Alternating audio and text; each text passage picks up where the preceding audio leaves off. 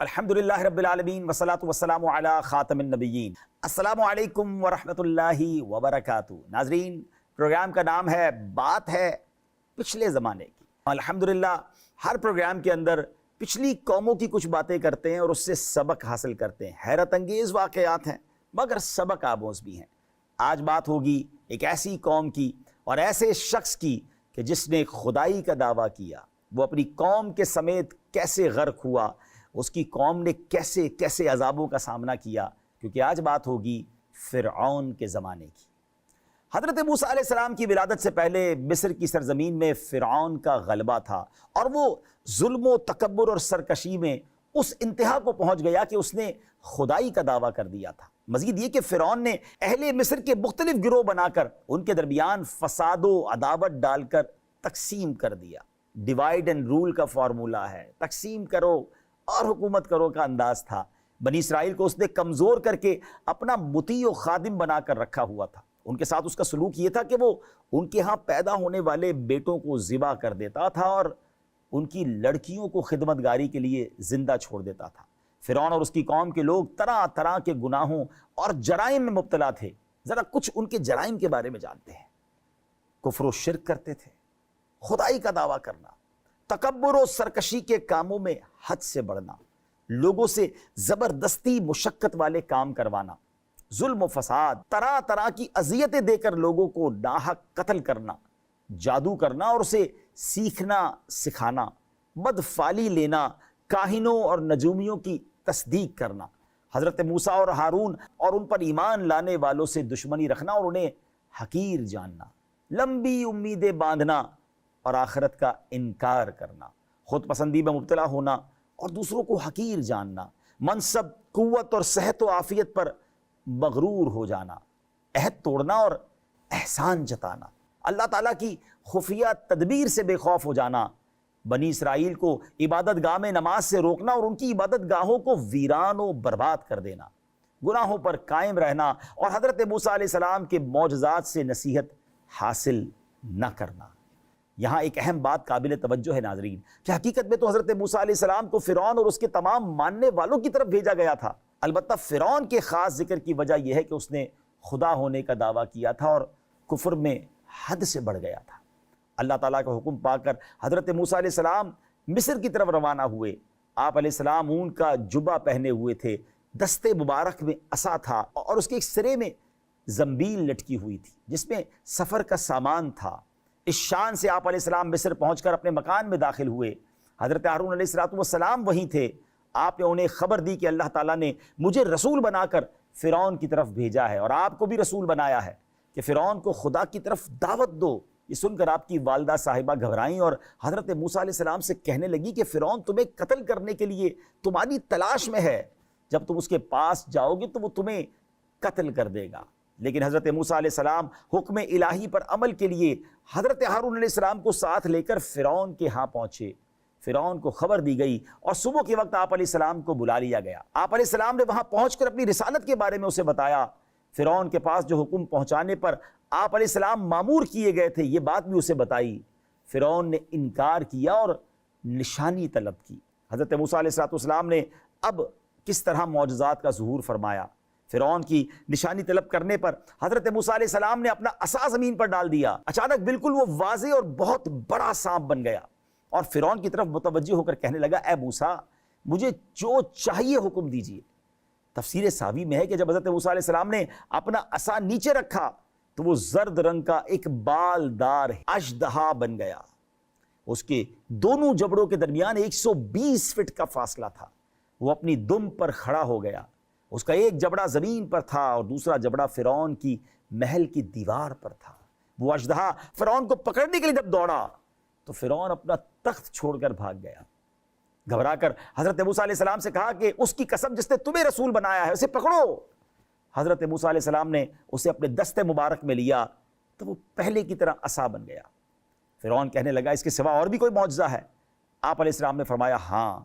آپ علیہ السلام نے اپنا ہاتھ گریبان میں ڈال کر نکالا تو اچانک اس سے سورج کی سی شعاع ظاہر ہوئی جس سے دیکھنے والوں کی نگاہیں چکا چوند ہو گئی۔ ان نشانیوں کا مشاہدہ کرنے کے بعد سمجھنے کی بجائے فرعون نے کہا جس کا ترجمہ ہے یہ تو صرف ایک بناوٹی جادو ہے اور ہم نے اپنے اگلے باپ داداؤں میں یہ بات کبھی نہیں سنی۔ فرعون کا اب سرداروں سے یہ مشورہ ہوا کہ اب اپنی خدائی کے دعوے کو تو وہ بھول گیا اور خوف کی وجہ سے تھر تھرانے لگا، اپنے گمان میں خود کو معبود اور لوگوں کو اپنا بندہ سمجھنے کے باوجود بھی اپنے ارد گرد کے سرداروں سے مشورہ مانگنے لگا، حالانکہ جب وہ احمق خود کو خدا کہتا تھا تو عاجز ہو کر اور گھبرا کر دوسروں سے مشورہ مانگنے کی کیا حاجت تھی؟ بہرحال سرداروں نے جو کہا، قرآن نے اس بارے میں کیا فرمایا؟ قال للملأ حوله إن هذا لساحر عليم يريد أن يخرجكم من أرضكم بسحره فماذا تأمرون۔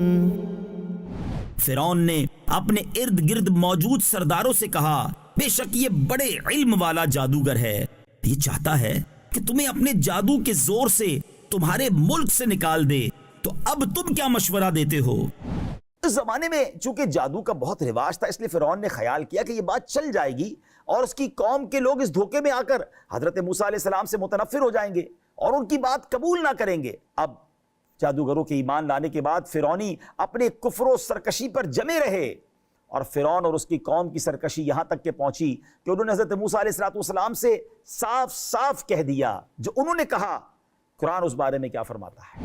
وَقَالُوا مَهْمَا تَأْتِنَا بِهِ مِنْ آيَةٍ لِتَسْحَرَنَا بِهَا فَمَا نَحْنُ لَكَ بِمُؤْمِنِينَ۔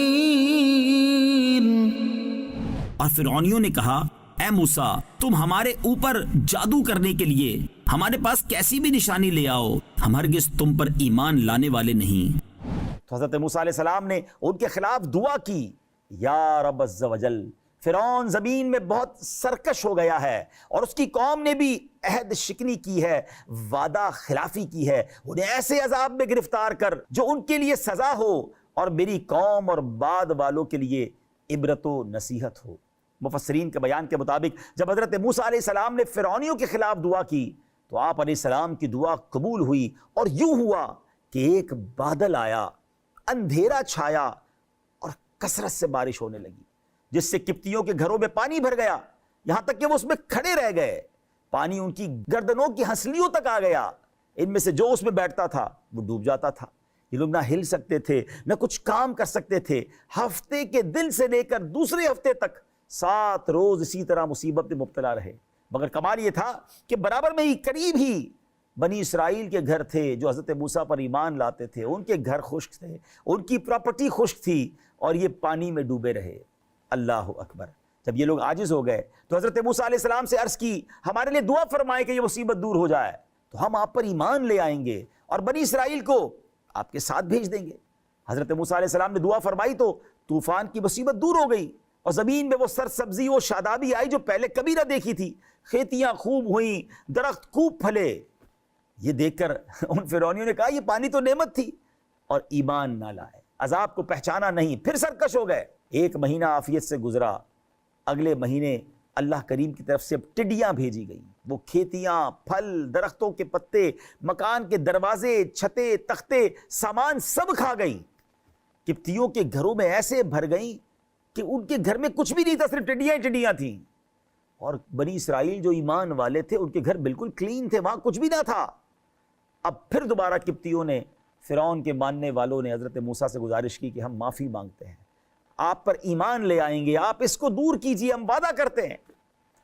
اللہ اکبر۔ 7 دن تک یہ مصیبت میں مبتلا رہے، اور جب حضرت موسیٰ نے دعا کی تو سب کچھ چلا گیا، کلین ہو گیا، کھیتیاں اور پھل جو باقی رہ گئے تھے۔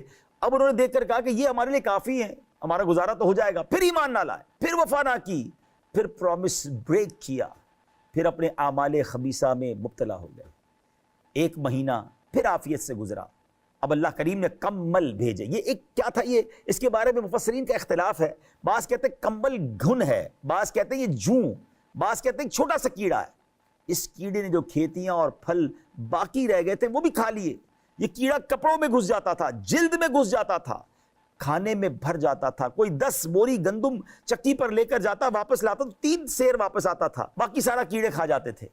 بھی کیڑے فرعونیوں کے بال, بھویں, پلکیں چاٹ گئے, ان کے جسم پر چیچک کی طرح بھر گئے, حتیٰ کہ ان کیڑوں نے ان کا سونا دشوار کر دیا تھا.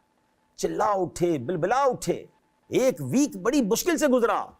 حضرت موسیٰ کے پاس پھر آئے, پھر معافی مانگی, پھر عہد و پیما کیے, اس عذاب کو دور کیجیے, اب ایمان لے آئیں گے. اللہ کے نبی کتنے رحم دل ہوتے ہیں. آپ نے پھر دعا کی, اللہ تعالیٰ نے ان تمام چیزوں کو دور کر دیا, مگر وہ پھر ایمان نہ لائے. 1 مہینہ گزرا, اب مینڈک آ گئے, اتنے مینڈک, ہانڈیوں میں مینڈک, کھانوں میں مینڈک, اللہ اکبر, چولہوں میں مینڈک, اتنے مینڈک آتے آگ بجھ جاتی تھی, لیٹتے تو مینڈک اوپر سوار ہو جاتے. اس مصیبت سے فرعونی پھر بلبلا اٹھے, پھر روئے, پھر آ کر معافیہ مانگی, پھر عہد و پیمان کیے. آپ نے دعا کی, 7 دن کے بعد پھر یہ کلین ہو گیا. اللہ اکبر, پھر سرکشی ہے. آپ سوچیں کتنی بار وعدے کر کے پھر جاتے تھے. اب کیا عذاب آیا, تمام کنوؤں کا پانی, نہروں اور چشموں کا پانی, یہاں تک کہ دریائے نیل کا پانی, ہر پانی ان کے لیے تازہ خون بن گیا. کوئی چیز پینے کے لیے میسر نہیں تھی, پانی بھرتے تھے وہ خون ہو جاتا تھا. مگر اللہ کی شان دیکھیں کہ ایمان والے جو تھے, بنی اسرائیل کے جو لوگ تھے, ان کے لیے دریائے نیل سے پانی نکلتا تھا, صاف شفاف پینے کا پانی. مگر جب فرعونی کبتی اس کے اندر سے پانی نکالتے, وہ خون بن جاتا تھا. وہ ایک گھونٹ کو ترسنے لگے, ایک بوند کو ترسنے لگے. اللہ اکبر, پھر روتے ہوئے آئے, پھر بلبلاتے ہوئے آئے, معافی مانگی. حضرت موسیٰ نے دعا کی, پھر یہ مصیبت دور ہو گئی. جب فرعون اور اس کی قوم نے روشن نشانیوں کو جھٹلایا اور کسی طرح ایمان نہ لائے, تو اللہ عز و جل نے فرعونیوں کو کئی سال کے قحط, پھلوں کی کمی اور فقر و فاقہ کی مصیبت میں گرفتار کر دیا. حضرت عبداللہ بن عباس رضی اللہ تعالیٰ عنہما فرماتے ہیں, دیہات میں رہنے والے فرعونی قحط کی مصیبت میں گرفتار ہوئے, اور شہروں میں رہنے والے آفات کی وجہ سے پھلوں کی کمی کی مصیبت میں مبتلا ہوئے. حضرت کعب رضی اللہ تعالیٰ عنہ فرماتے ہیں, ان لوگوں پر ایک وقت ایسا آیا کہ کھجور کے درخت پر صرف ایک ہی کھجور اگتی تھی. جب اللہ ناراض ہو جائے تو اس طرح درخت پھل دینا بھی چھوڑ دیتے ہیں. اللہ تعالیٰ نے ان پر یہ سختیاں اس لیے نازل فرمائی ناظرین, تاکہ ان سے عبرت حاصل کرتے ہوئے وہ سرکشی اور عناد کا راستہ چھوڑ کر اللہ تعالیٰ کی بندگی کی طرف لوٹ آئیں. کیونکہ سختی و مصیبت دل کو نرم کر دیتی ہے اور آخرت کی طرف راغب کرتی ہے.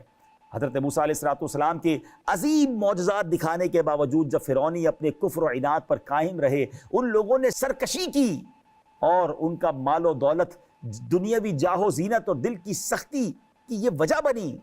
تو حضرت موسیٰ علیہ السلام نے اللہ کی بارگاہ میں ان کی بربادی کی دعا کی. اس بارے میں قرآن کیا فرماتا ہے؟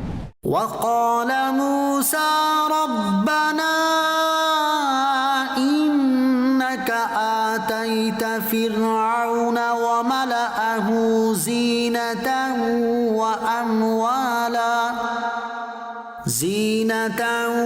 وأموالا في الحياة الدنيا ربنا ليضلوا عن سبيلك ربنا اطمس على أموالهم واشدد على قلوبهم فلا يؤمنوا حتى يروا العذاب الأليم.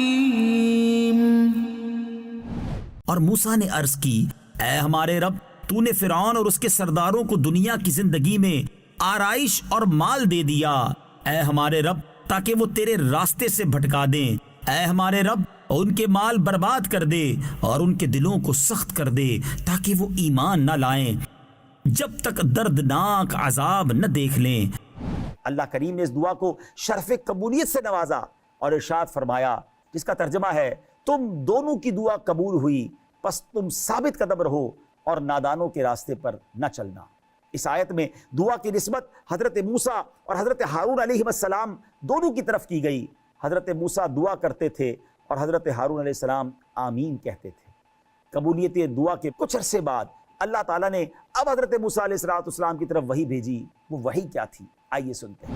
ان اسری بعبادی انکم متبعون, کہ راتوں رات میرے بندوں کو لے چلو، بے شک تمہارا پیچھا کیا جائے گا۔ سورہ طٰہٰ میں کیا ارشاد فرمایا، آئیے سن۔ وَلَقَدْ أَوْحَيْنَا إِلَى مُوسَىٰ أَنْ أَسْرِ بِعِبَادِي فَاضْرِبْ لَهُمْ طَرِيقًا فِي الْبَحْرِ يَبَسًا لَا تَخَافُ دَرَكًا وَلَا تَخْشَىٰ۔ اور بے شک ہم نے موسیٰ کی طرف وحی بھیجی کہ راتوں رات میرے بندوں کو لے چلو اور ان کے لیے دریا میں خشک راستہ نکال دو، تجھے ڈر نہ ہوگا کہ فرعون پکڑ لے اور نہ تجھے خطرہ ہوگا۔ اللہ تعالیٰ نے حضرت موسیٰ علیہ السلام کی طرف وہی بھیجی کہ اپنا عصا دریا پر مارو۔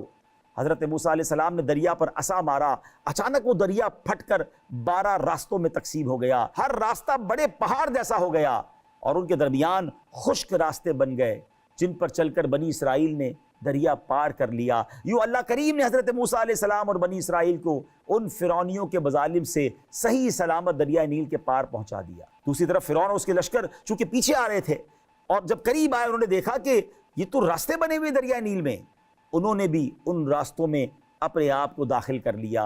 اللہ اکبر! جب تمام فرعونی دریا کے اندر آ گئے، راستوں کے اندر آ گئے، تو اب اللہ کے حکم سے وہ دریا مل کر پہلے کی طرح ہو گیا۔ یوں فرعون اپنی قوم کے ساتھ ڈوب گیا، غرق ہو گیا۔ قرآن اس بارے میں کیا فرماتا ہے؟ فَأَتْبَعَهُمْ فِرْعَوْنُ بِجُنُودِهِ فَغَشِيَهُم مِّنَ الْيَمِّ مَا غَشِيَهُمْ وَأَضَلَّ فِرْعَوْنُ قَوْمَهُ وَمَا هَدَىٰ۔ تو فرعون اپنے لشکر کے ساتھ ان کے پیچھے چل پڑا تو انہیں دریا نے ڈھانپ لیا جیسا انہیں ڈھانپ لیا، اور فرعون نے اپنی قوم کو گمراہ کیا اور راہ نہ دکھائی۔ ناظرین، اس سے معلوم ہوا کہ قوم کے عروج و زوال میں سربراہ کا کردار بڑا اہم ہوتا ہے۔ اگر یہ سدھر جائے تو قوم کامیابی پاتی ہے، لیکن بعض اوقات جب وہ بگڑ جائے تو قومیں بھی برباد ہو جایا کرتی ہیں۔ فرعون اور اس کی قوم کو دنیا میں غرق کر دیا گیا اور اس کے بعد سے برزخ میں انہیں صبح و شام آگ پر پیش کیا جاتا ہے، یعنی وہ اس میں جلائے جاتے ہیں، اور جس دن قیامت قائم ہوگی اس دن فرشتوں کو حکم فرمایا جائے گا کہ فرعون والوں کو جہنم کے سخت تر عذاب میں داخل کر دو۔ حضرت عبداللہ ابن مسعود رضی اللہ تعالیٰ عنہ فرماتے ہیں، فرعونیوں کی روحیں سیاہ پرندوں کے قالب میں ہر روز 2 مرتبہ صبح و شام آگ پر پیش کی جاتی ہیں، اور ان سے کہا جاتا ہے یہ آگ تمہارا مقام ہے اور قیامت تک ان کے ساتھ یہی معمول رہے گا، فرما بردار رہیے، اللہ والوں سے محبت کیجیے، اللہ کے نبی علیہ السلام نے جو پیغامات ہمیں دیے ہیں اس کو فالو کیجیے۔ اللہ ہمیں ہر طرح کے عذاب سے محفوظ فرمائے، ہر طرح کی آزمائش سے محفوظ فرمائے، اور حقیقت کو مان کر اللہ رسول کے پیغام کو دل میں بسانے کی توفیق عطا فرمائے۔ ہمیں اجازت دیجیے، اگلے پروگرام میں ایک اور واقعے کے ساتھ، پچھلے زمانے کی کچھ اور باتوں کے ساتھ آپ سے ملاقات ہوگی۔ صلو علی الحبیب صلی اللہ تعالی علی محمد صلی اللہ علیہ وسلم۔